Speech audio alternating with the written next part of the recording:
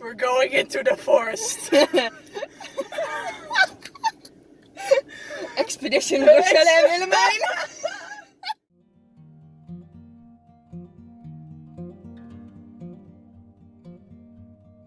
Today, on May 23rd, we are in Leersum, looking for the roe deer, or the Capreolus capreolus. This is a small mammal belonging to the family of Cervidae. They live solitarily in the summer and in small groups in the winter, in habitats that provide enough shelter and enough food, such as leaves and young twigs of oaks, beech, hornbeam, ivy, and brambles.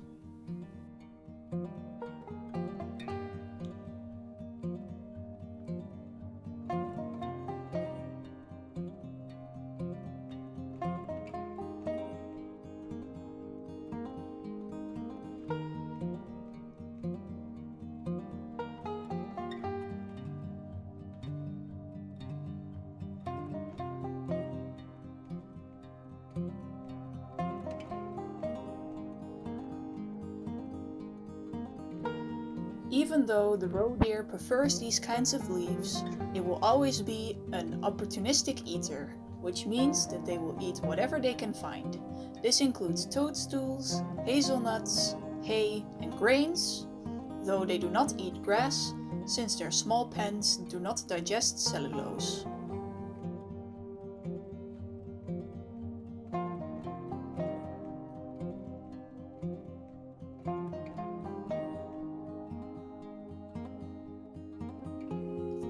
The roe deer is originally from the Palearctic.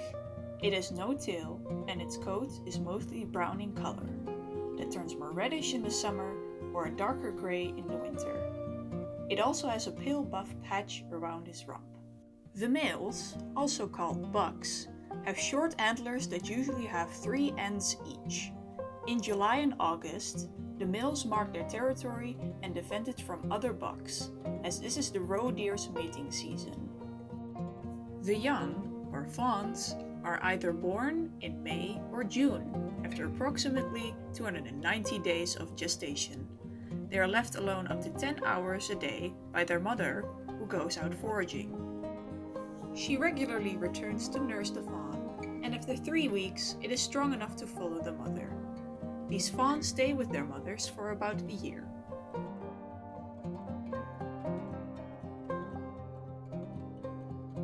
The natural habitats of the roe deer include woodlands, which is where we are right now, hedgerows, meadows, crops, and high crops, which means you can find the roe deer almost anywhere in the Netherlands and Europe.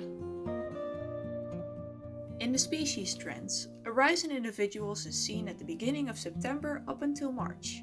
This is likely because in the winter months, roe deer form small groups and therefore can be more easily spotted and counted. In May and June, when the fawns are born, the groups fall apart, thus making it harder to observe the individuals, and the numbers go down. The number of roe deer has been increasing the last couple of years, but a peak in abundance and number of records was seen during 2020 and 2021. This was probably because people had more time to go out in nature and spot these animals due to COVID. However, the increase in individuals and more disturbances in nature caused the amount of car accidents with roe deer to stay the same or even increase, even with less cars on the road. As the roe deer occurs almost everywhere in Europe, there are also areas where it lives together with the Eurasian lynx, which occurs in some countries in Europe. The diet of the lynx consists of multiple large and small species, including the roe deer. In polar environments, where the main prey are reindeer, they are most active right after sunset or before sunrise, and the least active during the midday. In Central Europe, where the roe deer and red deer are the main prey, they are most active at night, especially when it's twilight. Here, they also have low activity during the day. In general, the Eurasian lynx is thus a nocturnal animal. This is mostly contrary to how we humans behave. We are most active during the daytime, also known as diurnal. This caused the emergence of the question, what is the effect of the activity of the roe deer during a whole day when either the lynx or humans are present as the main predatory threat? The Eurasian lynx has made a recovery in the last couple of decades. An article from 2018 by Jurek already showed a population decline of roe deer in Sweden, as the lynx is its natural predator. As the roe deer is a prey animal, you can always spot it on the lookout for possible danger, especially in open areas such as meadows. An article by Eckhart showed that their vigilance increases when there is a direct predation risk because of lynxes in the area, which they notice through olfactory cues. In general, their vigilance also increases during sunset, which was most likely due to adaptation to human hunting. Furthermore, in a lot of countries, roe deer are often hunted. A study by Norum showed that hunters killed roe deer more often on open fields, while the lynx killed its prey in more densely vegetation, which the roe deer uses less. However, when using different techniques of hunting, such as drive hunts with a shotgun, vegetation density was higher. Therefore, one can think that as different areas are used, the activity of roe deer will not be affected as much. To know this for certain, more research was done on if and how human disturbances, including the hunting season and lynx density, affect the activity of roe deer. This was done by Bonnet in 2019, where human disturbances were measured by the footprint index during the hunting season and non-hunting season. First of all, the paper compared human disturbances with increasing lynx density. It showed that roe deer had two peaks in activity, which was during dusk and dawn. During the hunting season, roe deer were considerably less active during the day, while in contrast, when there was no hunting season but there were lynx present, they were 1.2 times more diurnal. Even during hunting season and increased lynx density, roe deer peak activity remained during dusk and dawn. However, they became more active during dawn and less active during dusk when in hunting season. This effect was not seen with increasing lynx density. Additionally, with increasing human disturbances, the activity of roe deer decreased during the day. It had already been said that roe deer were less diurnal during the hunting season compared to the non-hunting season. However, this was not significant when there were already high human disturbances.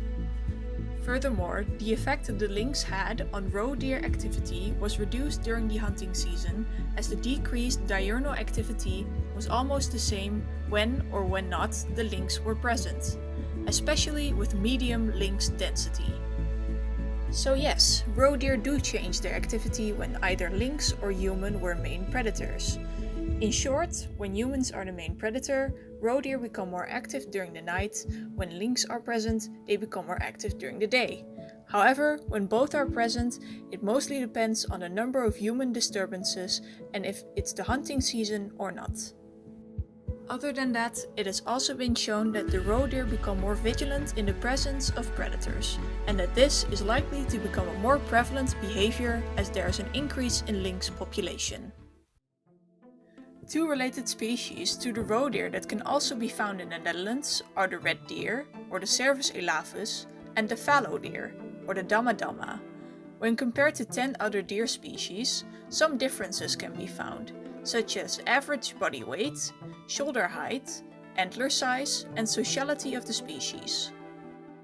When one looks at the average body weight compared to the antler size, one can find a linear relationship with a positive correlation of 0.834. Possible explanations for this correlation were found by Plard in 2010, one of which is male-male competition. This competition is expected to be stronger in polygynous species, which means a group of the same species has one male and multiple females. Larger species are generally more polygynous than smaller species. This could result in larger antlers for larger polygynous species in response to the sexual selection pressure. Moreover, females might also use antler length as a signal for body condition to choose their mate. Another explanation could be that large animals might be slower than small animals when fighting for mating or in facing predators, and the development of large and forceful weapons could allow them compensation for lesser agility. Although on the other hand, large animals tend to face lower predation risk than small ones, so this is less likely to be the case.